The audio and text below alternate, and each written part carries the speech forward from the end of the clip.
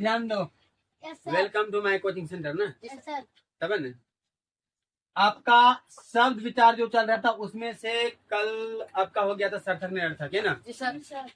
तो सार्थक निरर्थक के बाद आपका आएगा, पुनः चलेंगे शब्द की ओर, हम लिखेंगे उद्गम। ध्यान दीजिएगा,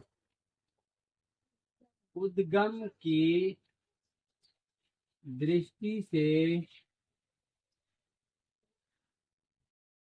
शब्द के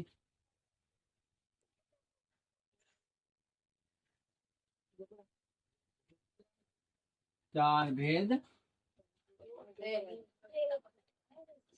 ध्यान दीजिएगा, इससे पहले मैंने बताए थे अर्थ की दृष्टि से शब्द के दो भेद, सार्थक निरर्थक।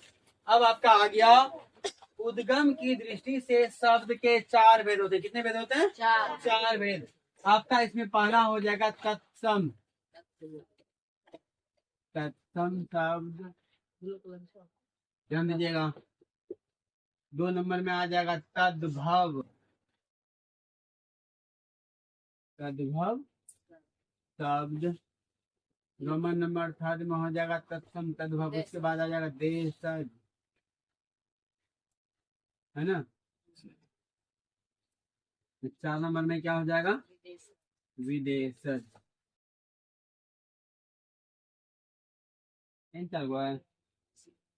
चलो ध्यान दीजिए, देखिए उद्गम की दृष्टि से शब्द आपका चार भेद होते हैं, तत्सम, तद्भव, देशज और विदेशज।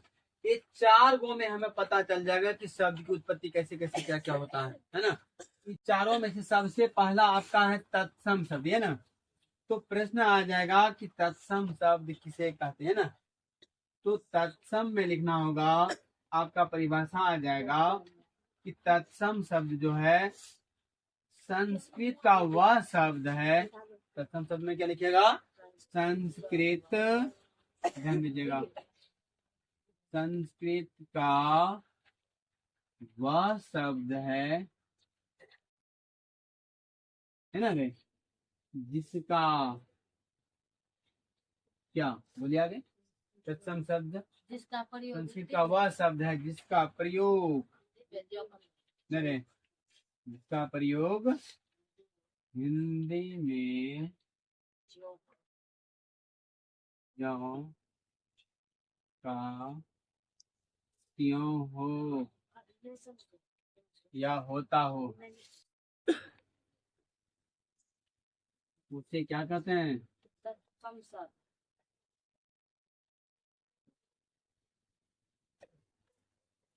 शब्द। ध्यान दीजिएगा, बोलते जैसे क्या होता है, माता नरे गाँव,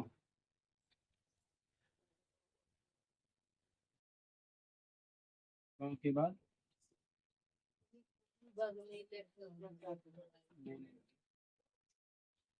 जिसका प्रयोग हिंदी में ज्यों का त्यों होता है उसी तत्सम शब्द कहते हैं। जैसे गाँव हो गया, तो अगला में ना होता है।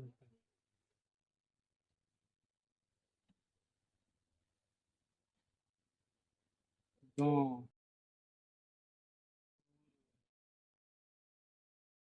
रात्रि,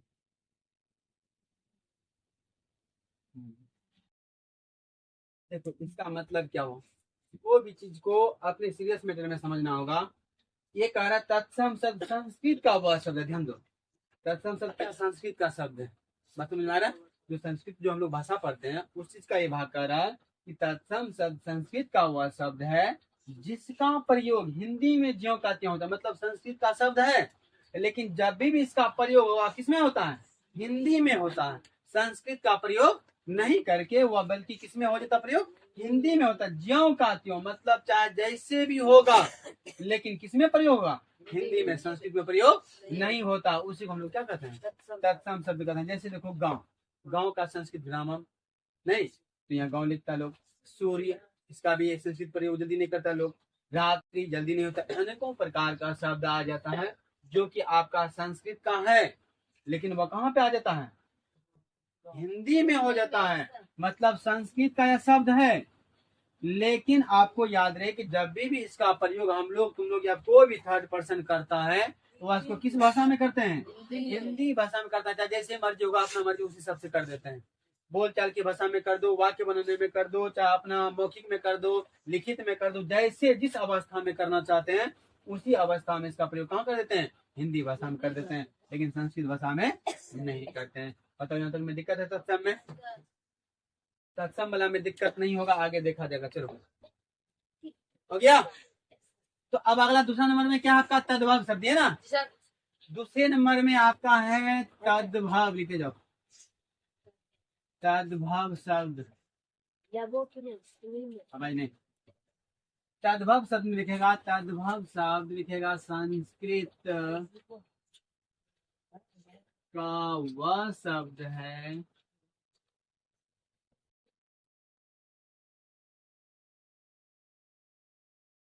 शब्द है जिसका रूप बदलकर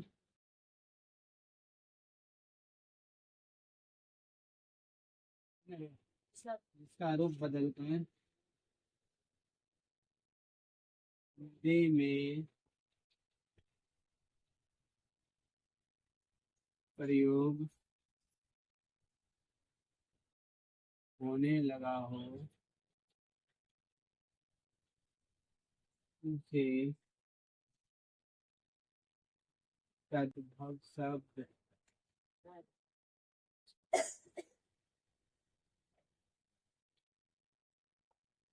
है ना रे।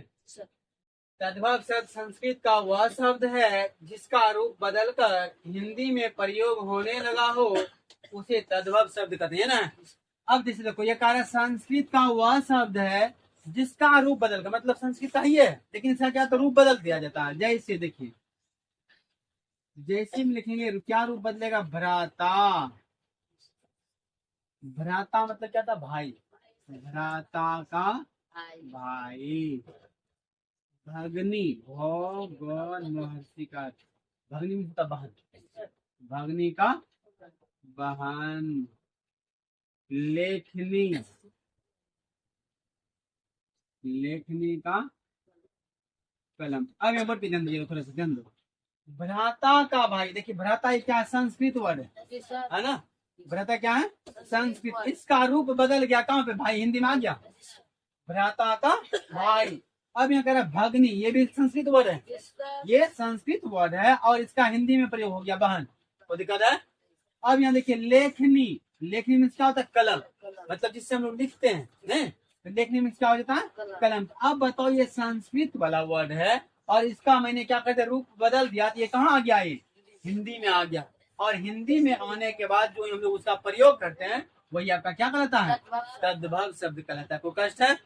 तो अब देखो, ये आपका जो है तद्भव शब्द संस्कृत का वह शब्द है जिसका रूप बदलकर हिंदी में प्रयोग होने लगा हो या होने लगता है उसे हम लोग क्या कहते हैं? तद्भव शब्द कहते हैं। जैसे में याद रखिएगा, भ्राता का भाई, भगनी का बहन, लेखनी का कलम आदि। तो कष्ट है यहाँ तक में। बाकी अगला अब देखा जाए कल के लिए क्या।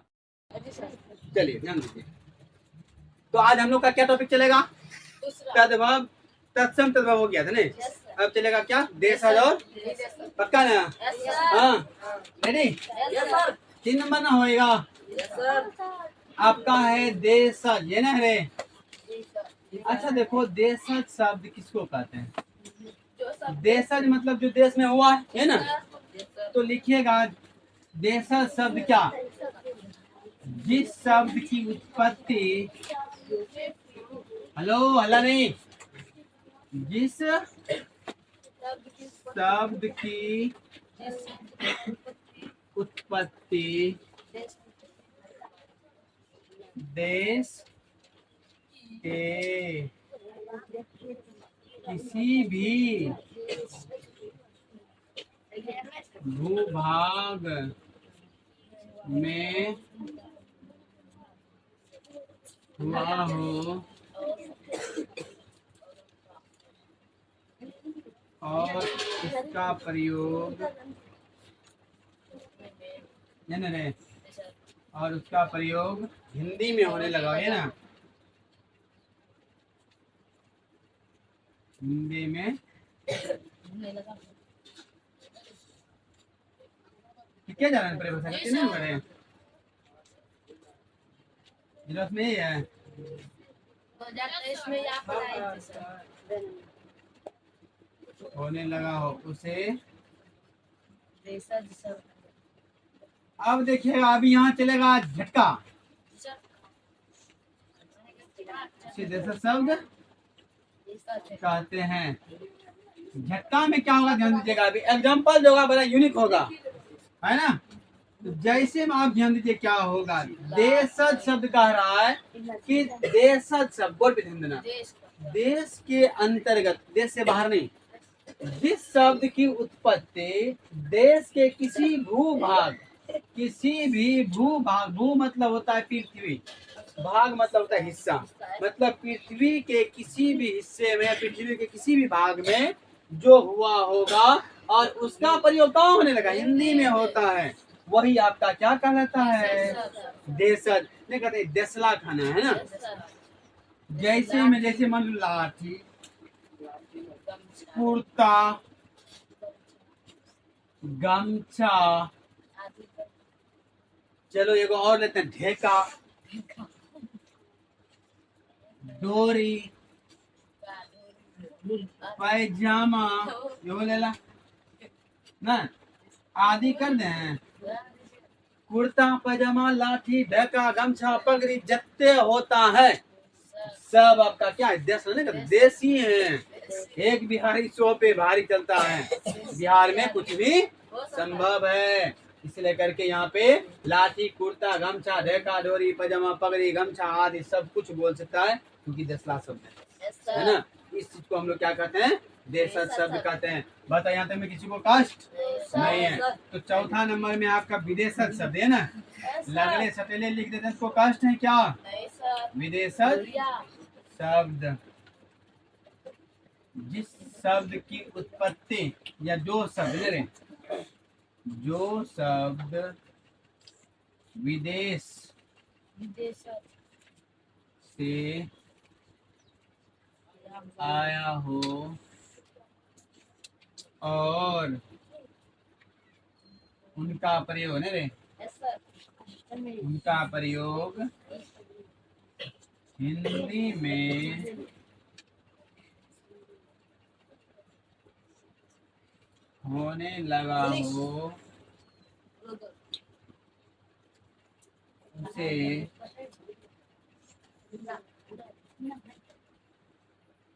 विदेशज शब्द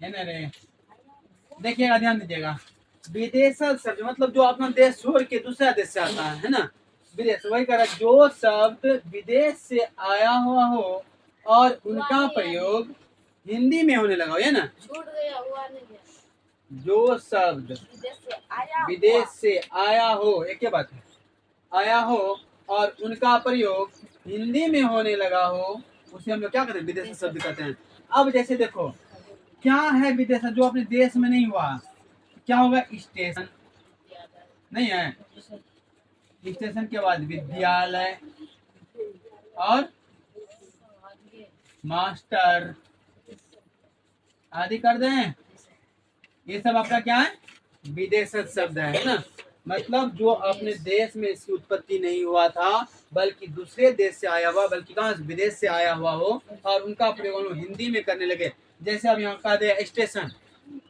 स्टेशन हिंदी वर्ड है नहीं है ये अंग्रेजी वर्ड है लेकिन फिर भी इसको हिंदी में कन्वर्ट करके हम लोग यूज करते हैं ना हिंदी में क्या था धूम से कति विश्राम है विद्यालय मतलब स्कूल जिसे बोलते हैं मास्टर जिसको शिक्षक बोला जाता है अनेकों प्रकार का ऐसा शब्द है जो कि आपका विदेश से आया और हम लोग यहाँ क्या इंडिया में उसको क्या करते हैं भारत देश में उपयोग करते हैं उसका प्रयोग करते हैं है ना कष्ट तो चलिए यहाँ तक आपका ये चारों भेद जो है क्लियर हो गया अब आगे हम लोग मिलेंगे अगले पार्ट में देखा जाएगा बाकी चलिए तो ये आपका 4 गो देशज विदेशज तत्सम तत्व सब क्लियर है ना चलिए इसको कंप्लीट किया जाए